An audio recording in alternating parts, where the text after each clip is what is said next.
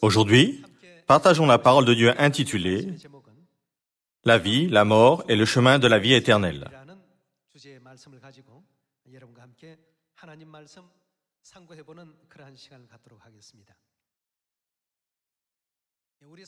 Tous ceux qui sont nés sur la terre ne peuvent éviter de connaître la mort un jour.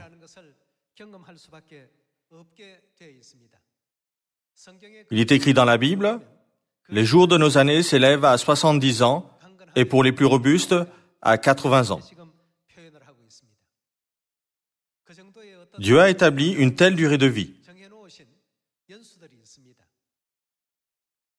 Certains meurent avant l'âge moyen. Mais en général, les gens vivent entre 70 et 80 ans. C'est la vie que Dieu nous a donnée.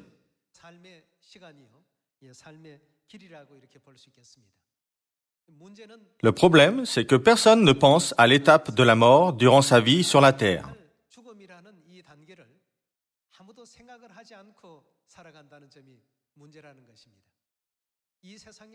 De nombreuses personnes vivent dans le monde.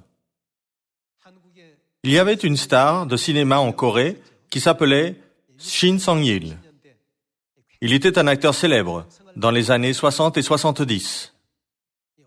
On dit qu'il aurait eu le rôle principal dans 507 des 524 films dans lesquels il a joué. Il a laissé tellement d'œuvres que les gens pensent « Un homme peut-il apparaître dans autant de films au cours de sa vie ?»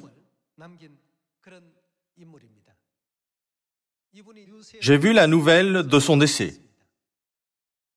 Je pense que presque tous les Coréens ont vu un film dans lequel cet acteur est apparu.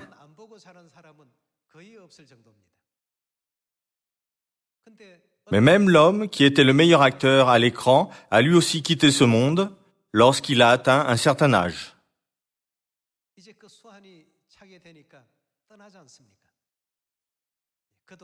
Jung Joo-young, le fondateur de Hyundai, est décédé. Lee Byung-chul, le fondateur de Samsung, est aussi décédé. Peu importe leur célébrité ou leur fortune, ils ne peuvent pas aller au-delà du temps imparti. Nous devons connaître la mort. Alors, comment Dieu explique-t-il ce problème dans la Bible ? Les gens vivent-ils tous les jours en pensant au moment de la mort qui s'approche d'eux ?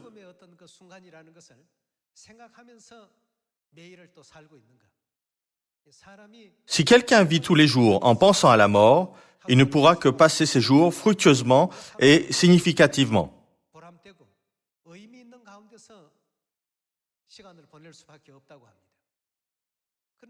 Cependant, les gens ne pensent pas du tout à la mort.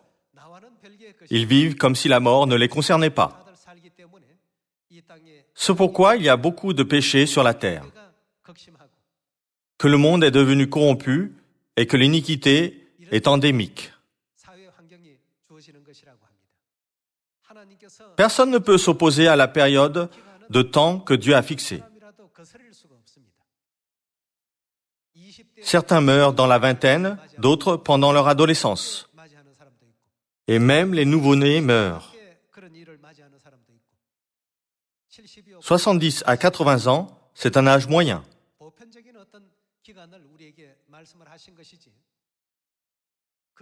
Beaucoup de gens meurent tôt, à cause d'un accident ou d'une maladie. C'est la vie des humains, qui ne peuvent échapper à la mort.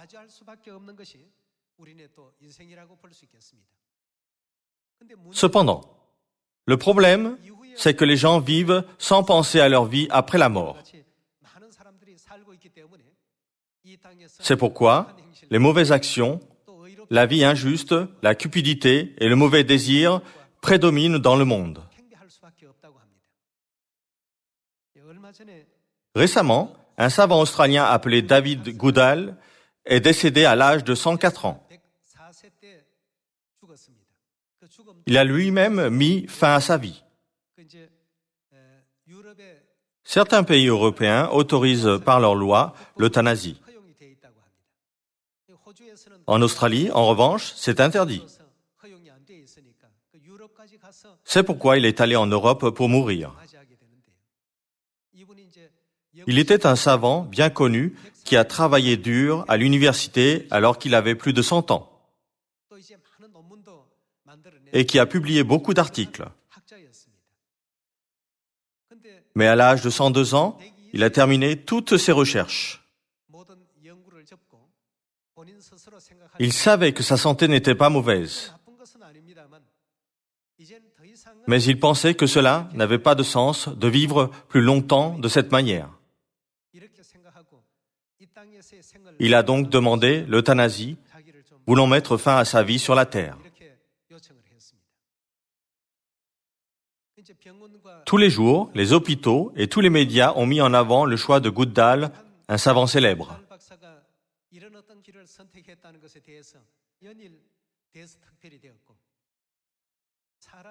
La nouvelle est devenue un sujet de conversation. Et beaucoup de gens ont réfléchi à ce que sont la vie humaine et la mort.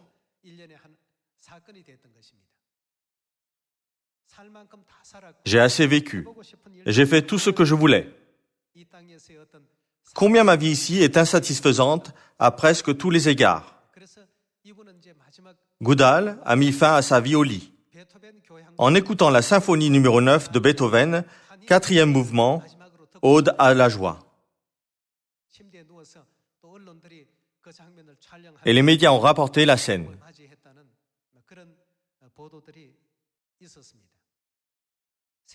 Tout le monde est né sur cette terre et marche vers la mort. Même parmi nous, certains peuvent connaître un tel moment. Et la Bible dit aussi, nous serons tous changés en un instant.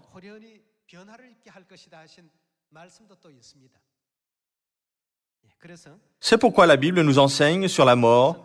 Si nous vivons tous les jours sans penser à la mort, nous ne pourrons pas vivre le bon chemin de la foi en Dieu.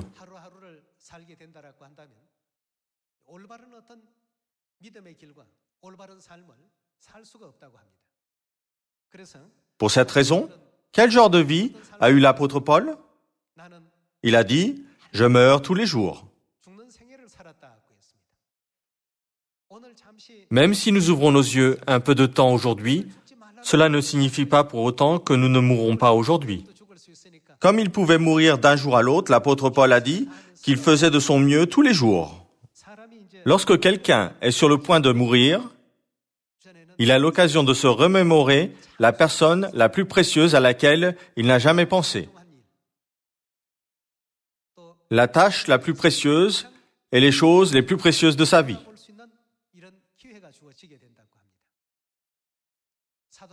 En ce sens, l'apôtre Paul a pensé, « Je meurs lorsque ce moment et ce jour passent.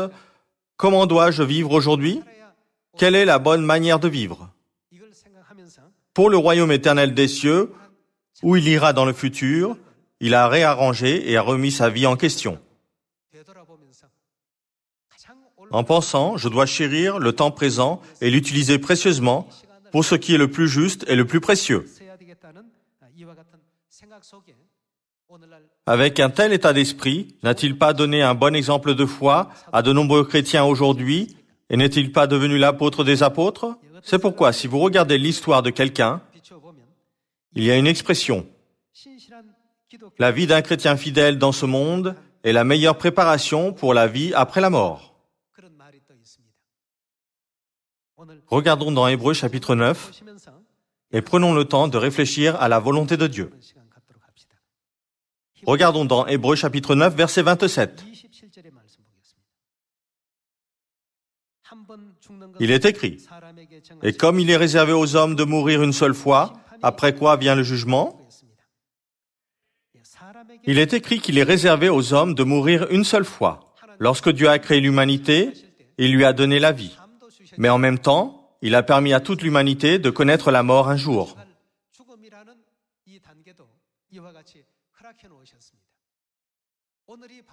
En pensant, aujourd'hui sera mon dernier jour sur cette terre, nous devrions penser en même temps, quelles sont les choses les plus précieuses que je devrais faire sur cette terre? Qui est précieux pour moi?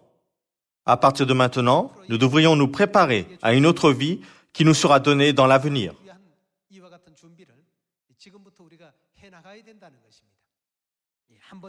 Il est écrit, « Et comme il est réservé aux hommes de mourir une seule fois, après quoi vient le jugement ?» Cependant, à propos de la vie qui nous a été donnée, beaucoup de gens pensent « Je vivrai 50 ans de plus. Je vivrai 30 ans de plus. » Frères et sœurs, alors pourquoi de jeunes gens meurent-ils? Il y a beaucoup de jeunes gens qui meurent de différentes manières. Certains meurent de maladie, d'autres meurent dans des accidents, d'autres perdent l'équilibre en grimpant sur une montagne et meurent en tombant. Nous devrions vivre en pensant à la mort tous les jours. L'apôtre Paul, qui était tellement célèbre, pensait à la mort tous les jours. C'est aujourd'hui le dernier moment et ma dernière vie. Comment devrais-je passer cette dernière vie gracieusement? Pour quelle chose devrais-je vivre afin de vivre la vie la plus juste et la plus gracieuse? Comment puis-je vivre une vie sans regret? Puis le jour d'après, l'apôtre Paul s'est réveillé et c'est encore devenu pour lui son dernier jour. Jusqu'au jour où il a été appelé par Dieu, l'apôtre Paul avait marché tous les jours sur le chemin de la foi en pensant « C'est aujourd'hui le dernier jour ». Ainsi, au dernier instant de sa vie, il a dit « J'ai gardé la foi et j'ai achevé la course. Désormais, la couronne de justice m'est réservée. » N'était-ce pas le dernier instant de la vie de Paul lorsqu'il a pu entrer dans le royaume éternel des cieux avec une telle confiance? Regardons dans Psaume chapitre 90. Psaume chapitre 90, verset 9. Tous nos jours, que leur arrive-t-il? Disparaissent par ton courroux. Nous voyons nos années faire quoi? S'évanouir comme un son.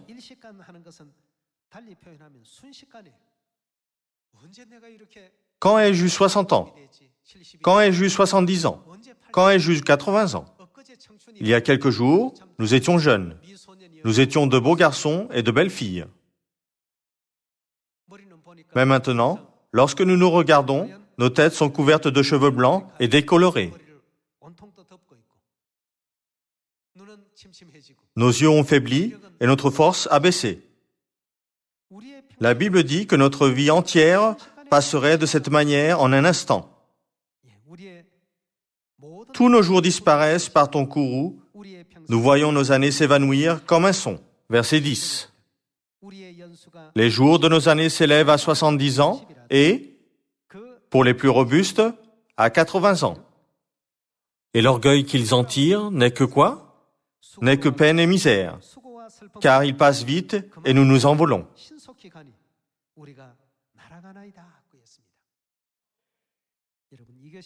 Frères et sœurs, c'est notre vie. Dans cette vie, nous ne pouvons pas nous empêcher de penser à la mort. L'apôtre Paul a dit, « Je meurs tous les jours ».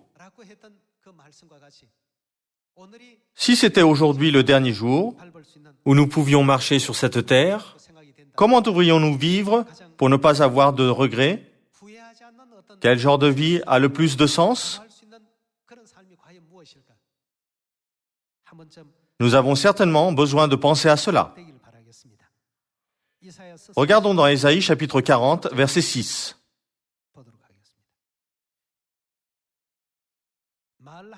Une voix dit, « Crie !» Et il répond, « Que crierai-je? Toute chair est comme l'herbe, et tout son éclat comme la fleur des champs. L'herbe sèche, la fleur tombe, quand le vent de l'Éternel souffle dessus. Certainement le peuple est comme l'herbe. L'herbe sèche, la fleur tombe. Mais la parole de notre Dieu subsiste éternellement. » Dans Ésaïe chapitre 40, verset 6, le prophète Ésaïe a dit, « Toute chair est comme l'herbe, et tout son éclat comme la fleur des champs. » Et il a ajouté, « L'herbe sèche et la fleur tombe. » Les fleurs belles et attirantes se fanent et s'abîment en très peu de temps. parce que le vent de l'Éternel souffle dessus. Certainement, le peuple est comme l'herbe sèche, la fleur tombe. Mais la parole de notre Dieu subsiste éternellement.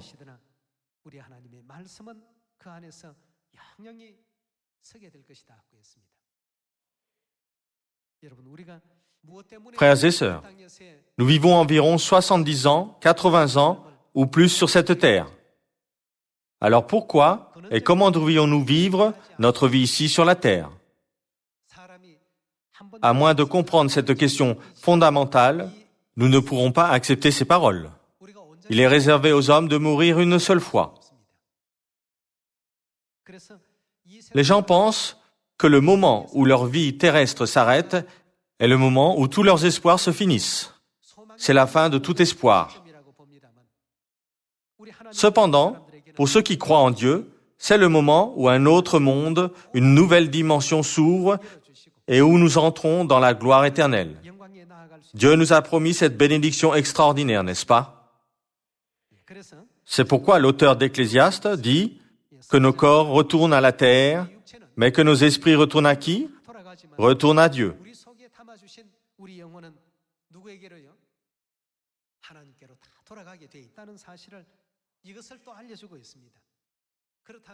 Alors, pourquoi avons-nous quitté Dieu? Pourquoi sommes-nous venus sur cette terre? Et pourquoi retournerons-nous à Dieu à la fin de nos vies sur cette terre? Le retour à Dieu n'est pas la fin de tout. Comme nous avons vu dans Hébreux chapitre 9, il est réservé aux hommes de mourir une seule fois. Après quoi vient quoi? Le jugement. En tant qu'anges déchus, qui ont péché au ciel et qui ont été précipités sur cette terre, chacun de nous sera jugé en fonction du genre de vie que nous avons eu sur cette terre, que nous ayons eu une vie de repentance ou une vie dissipée. Supposons qu'un homme ait commis le grave péché de désobéir à l'ordre du roi et qu'il ait été obligé de fuir quelque part dans le pays. Cependant, là-bas, il s'est réjoui tous les jours en mangeant, en buvant et en dansant. Comment le roi se sentirait-il quand il verrait l'homme exilé se livrer à de tels plaisirs?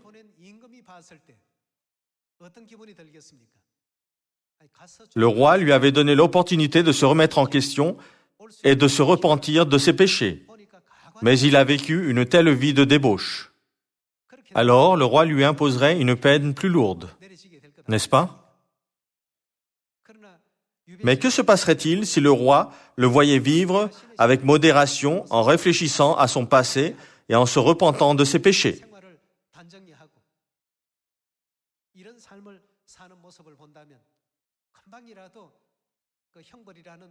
Alors le roi le libérerait rapidement pour qu'il puisse rentrer chez lui et se reposer.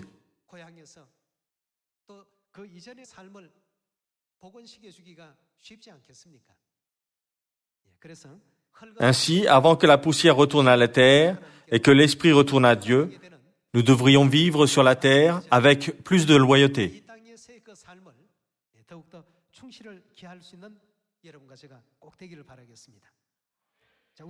Regardons dans Apocalypse chapitre 14.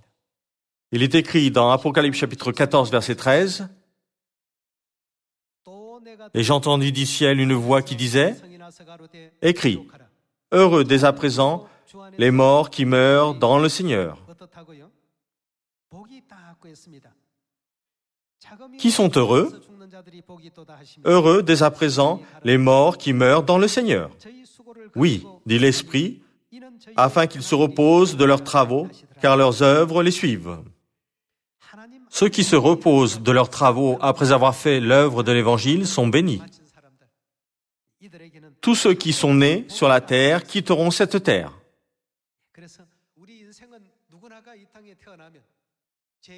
Ceux qui étaient célèbres dans le monde de la finance, ceux qui étaient célèbres dans le monde politique et ceux qui étaient célèbres dans le monde du divertissement,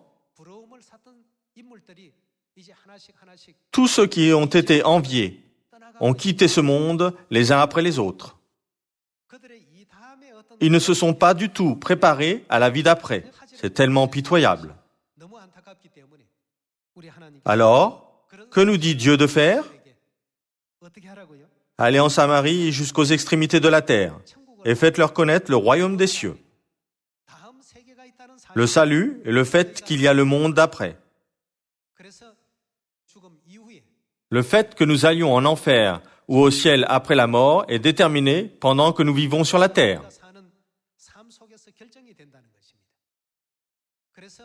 C'est pourquoi dans l'Apocalypse chapitre 14, il est écrit « Heureux dès à présent les morts qui meurent dans le Seigneur ».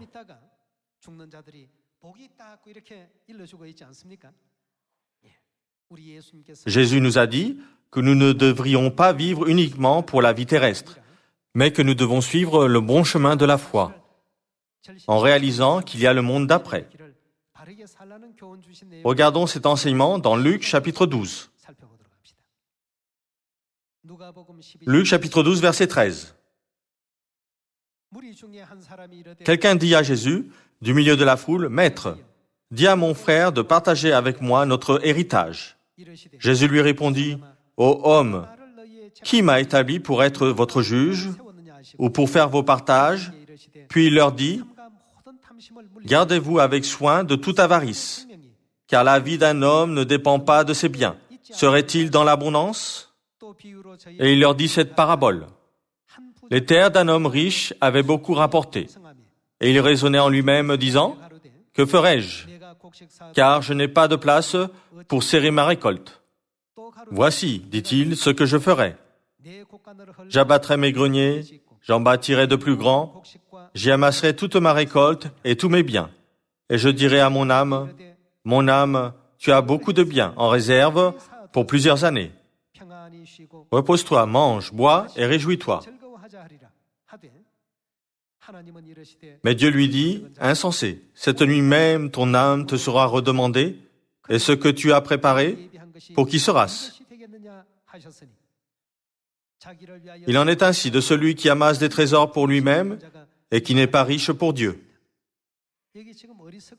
Ici, c'est pareil pour l'homme riche insensé. Il pensait que sa vie durerait pour toujours, mais la vie de tout le monde a une fin.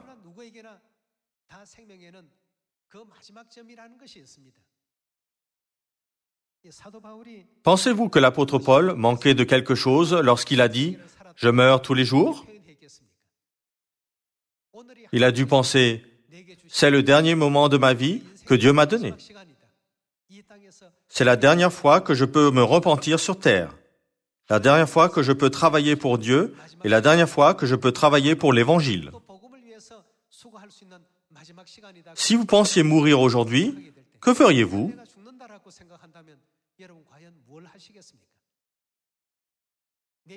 Si vous pensiez qu'il ne restait plus de temps dans votre vie à l'exception d'aujourd'hui, alors que devriez-vous faire? Jésus a enseigné à ses disciples, en mentionnant l'homme riche qui avait amassé une grande richesse, mais qui était mort, laissant toutes ses affaires dénuées de sens. Même pour un grand savant comme le docteur Goodall, si sa vie s'arrête aujourd'hui, à quoi lui serviront ses connaissances? En revanche, nous avons rencontré notre Père et notre Mère sur la terre et ils nous guident vers le ciel. Notre participation à leur salut est l'œuvre la plus significative et la meilleure que nous faisons sur la terre. Regardons dans Ésaïe chapitre 25, verset 6. L'Éternel des armées prépara tous les peuples sur cette montagne un festin de mets succulents, un festin de vin vieux, de mets succulents pleins de moelle, de vin vieux clarifié. Et sur cette montagne, il anéantit le voile qui est sur tous les peuples, la couverture qui couvre toutes les nations. Que détruira-t-il? Il détruira l'ambiance terrible de la mort éternelle. Il engloutit la mort pour toujours. Le Seigneur, l'Éternel, essuie les larmes de tous les visages. Il fait disparaître de toute la terre l'opprobre de son peuple, car l'Éternel a parlé. En ce jour, l'on dira, « Voici, c'est notre Dieu en qui nous avons confiance. » Et c'est lui qui fait quoi? C'est lui qui nous sauve. C'est l'Éternel en qui nous avons confiance. Soyons dans l'allégresse et réjouissons-nous de son salut. Beaucoup de gens vivent dans ce monde. Il y a beaucoup de gens célèbres dans les affaires, l'éducation et la politique. Cependant, Dieu nous a bénis plus qu'eux. Lorsque le dernier moment de leur vie viendra, qui les sauvera après la mort? Qui les prendra par la main pour les guider au ciel?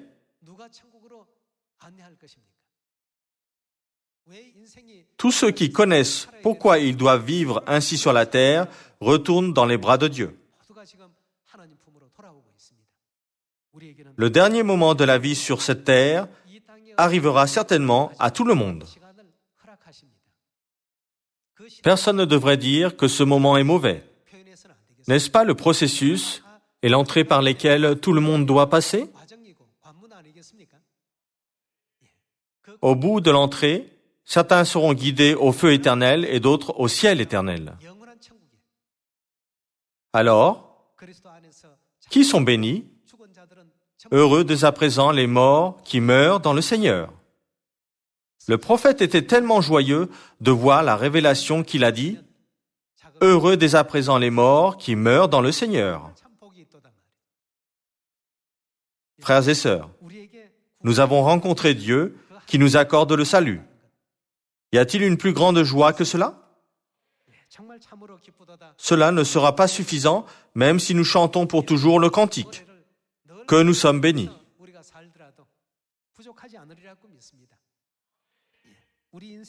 Dieu connaît plus que quiconque comment est notre vie.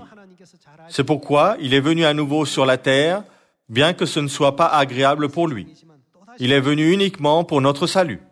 Regardons à nouveau Hébreux chapitre 9, verset 27. Et comme il est réservé aux hommes de mourir une seule fois, après quoi vient le jugement, de même Christ, qui s'est offert une seule fois pour porter les péchés de beaucoup d'hommes, apparaîtra sans péché une seconde fois à ceux qui l'attendent pour leur salut.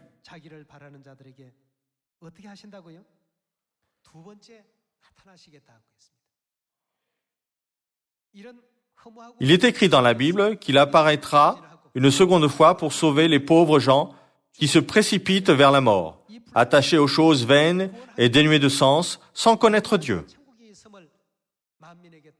Et qui leur enseignera que le ciel éternel existe?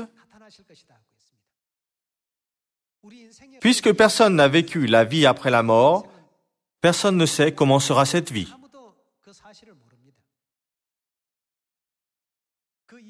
Cependant, Dieu connaît la situation après la mort. C'est pourquoi il nous guide et nous sauve en nous prenant par la main. La Bible dit qu'il apparaîtra une seconde fois pour nous éviter d'entrer dans le feu éternel de l'enfer.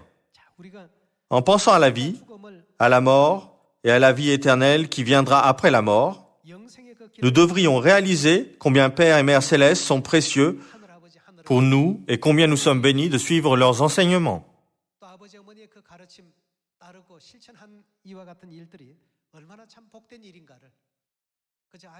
Si nous sommes venus à l'église le samedi juste parce que c'est le sabbat, que nous avons offert des prières et des louanges par obligation, et que nous avons écouté des sermons avec un cœur vide, nous devrions sérieusement réfléchir à pourquoi nous avons besoin de ce culte, à pourquoi nous devons remercier Dieu par le culte et à pourquoi cette vie est bénie pour nous. Regardons dans Apocalypse chapitre 22, verset 17. Et l'Esprit et l'épouse disent, « Viens », et que celui qui entend dise, « Viens », et que celui qui a soif vienne, et que celui qui veut prenne de l'eau de la vie gratuitement. Qui sont venus pour nous prendre par la main et pour nous sauver au dernier instant de notre vie? L'Esprit et l'épouse sont venus et nous ont fait connaître qu'il y aurait le jugement éternel après la fin de nos vies, et que chacun de nous serait jugé pour aller au ciel éternel ou à l'enfer éternel.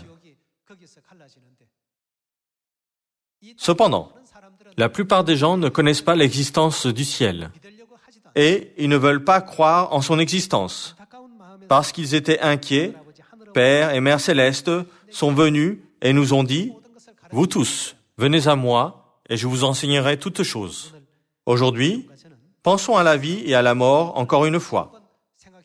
J'espère que tous les enfants de Sion courront vers la vie éternelle au-delà de la mort en écoutant la voix de Père et Mère.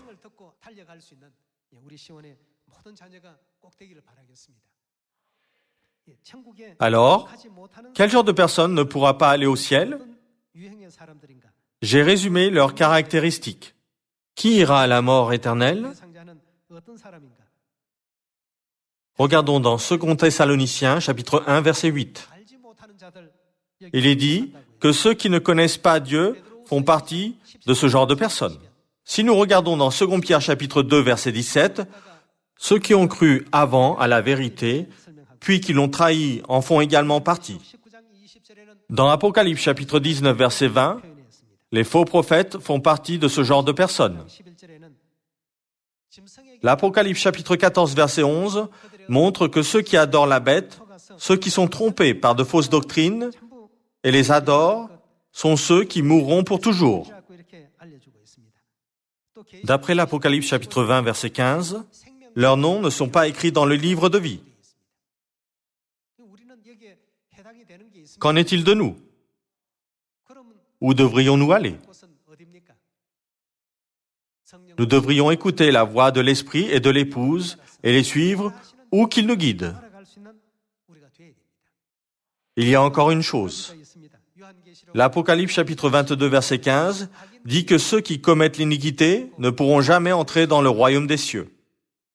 Je crois que nous devrions tous nous examiner aujourd'hui en obéissant aux saints enseignements de notre Père et de notre Mère, que nous devrions faire des efforts pour vivre une vie digne du ciel en nous remettant en question et que nous devrions forcer notre chemin vers le royaume des cieux. Beaucoup de gens pensent qu'ils vivront pour toujours sur cette terre. Et pour cela, ils créent beaucoup d'ennuis. Cependant, la vie sur la terre ne peut pas être éternelle. Personne ne peut vivre pour toujours. Tous les hommes célèbres du passé, même ceux qui ont fait trembler le monde entier, ne peuvent pas vivre pour toujours sur cette terre.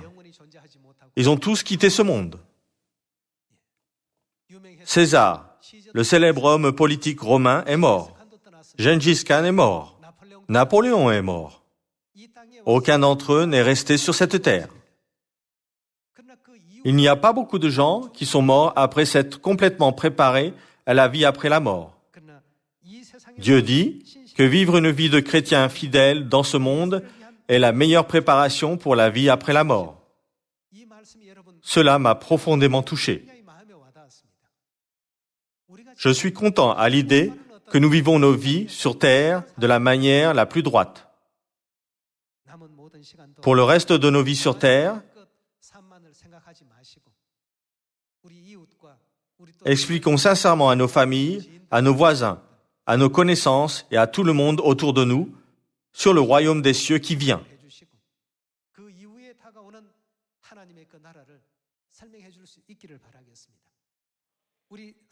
L'apôtre Jean a eu 2 types de visions. Il y a eu une différence nette entre la vision dans l'Apocalypse chapitre 20 et celle dans l'Apocalypse chapitre 21 et 22. Il est écrit dans l'Apocalypse chapitre 20 qu'ils seront tourmentés au siècle des siècles. Cependant, dans l'Apocalypse chapitre 21, il est écrit qu'il n'y aura ni mort, ni deuil, ni cri, ni douleur. Toutes ces choses disparaîtront. Et dans l'Apocalypse chapitre 22, verset 1, il est écrit que les portes du ciel sont ouvertes et que l'eau de la vie coule du trône de Dieu pour la guérison des nations.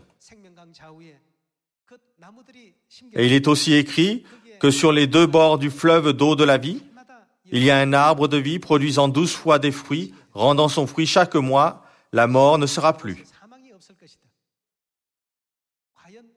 Où devrions-nous aller? Au ciel ou en enfer?